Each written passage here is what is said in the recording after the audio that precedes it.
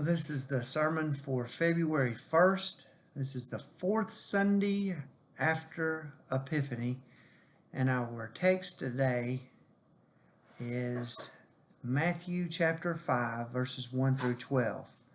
Now, when he saw the crowds, he went up on a mountain side and sat down. His disciples came to him, and he began to teach them, saying, "Blessed are the poor in spirit, for theirs is the kingdom of heaven. Blessed are those who mourn, for they will be comforted. Blessed are the meek, for they will inherit the earth. Blessed are those who hunger and thirst for righteousness, for they will be filled. Blessed are the merciful, for they will be shown mercy. Blessed are the pure in heart, for they will see God. Blessed are the peacemakers, for they will be called sons of God. Blessed are those who are persecuted because of righteousness, for theirs is the kingdom of heaven.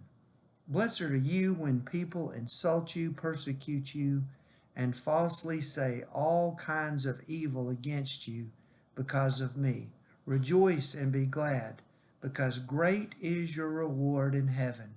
For in the same way they persecuted the prophets who were before you." The word of God for the people of God.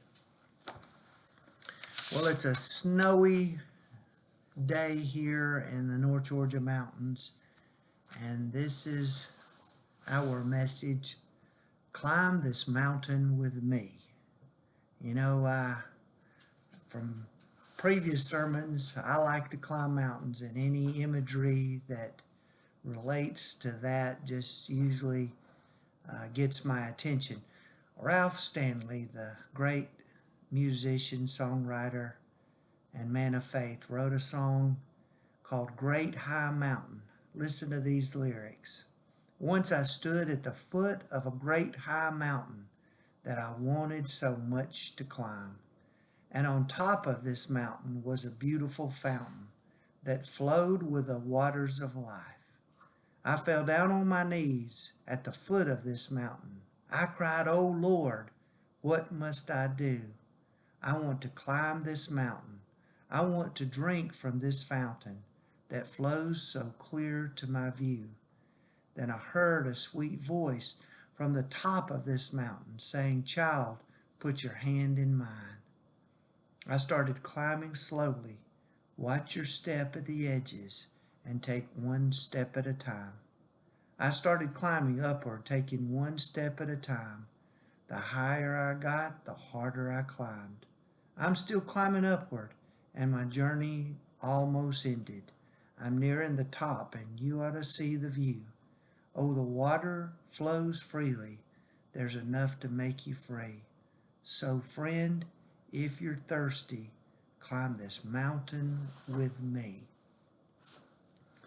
Well, our text today says that when Jesus saw the crowds, he went up on a mountain and he sat down. His disciples came to him and he began to teach them. What did he teach them? Well, they're some of the best known words of the entire gospel. The Beatitudes. People all over the world in many cultures and other religions often know something about them. The great teacher Mahatma Gandhi is one of them. He said these were words that he tried in his lifetime to live by. It's as if Jesus saw something different on the mountain that day. My friend John and I were talking about Georgia history the other day, a subject that he is teaching and I used to teach many years ago. He said he tells his students that to understand history, you must understand the quest for power and greed. And I can't agree anymore. I think really and truthfully that is a great deal of human history. But I also think there's another set of values and morals that are held by people who are moving us forward And I think that's what Jesus was talking about that day on the mountain. Matthew calls it the kingdom of heaven in much of his gospel. From that mountain, Jesus could see people then, like the prophets, and now, that were confronted by the harshness of life. And yet they continue living happy, even blissful lives. People who find a life full of joy when the world is giving them hell. Happy are the poor in spirit, for theirs is the kingdom of heaven. Happy are those who mourn, not just the loss of loved ones, but those that also grieve in the change in life that has been so traumatic, because they will be comforted. Happy are the meek, those who are abused by the wicked of this world, for they will inherit the earth. Happy are the people who hunger and thirst for righteousness. These are the people who are concerned for the physical needs of others and the injustices in our society, for they will be filled. Happy are the merciful. They are the people who give great care to others, because they will be shown mercy. Happy are the pure in heart. They follow God in their thoughts and in their deeds. These are the people who will see God. Happy are the peacemakers. These are the people who live out God's merciful reign in their lives. They will be called the children of God. Happy are those persecuted because of righteousness, for theirs is the kingdom of heaven. None of these people should be happy by the world standards, but in this case, you are definitely known by the company that you keep. For these are the people who have joined with Jesus, and therefore God has given them a joy that the world can't give us. Alina Tavinska, hopefully I pronounced her name right, a Ukrainian writer for the Discipline. This is the devotional that I follow.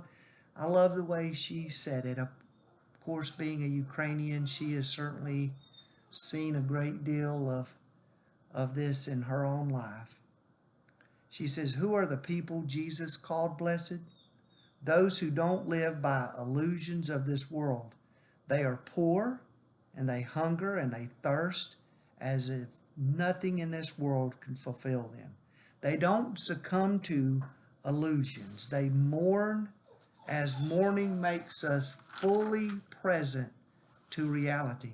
They have seen the kingdom with their hearts, and they live by its values in a world where the kingdom is not obviously visible, amongst the meek, merciful, pure in heart, and peacemakers. They realize what usually happens on the way is insulting, false accusations, and persecution. But they have the courage to carry on." Now the question for us is, are we going to stay at the foot of that great high mountain, or are we going to accept the call? For on top of that mountain is a beautiful fountain that flows with the waters of life.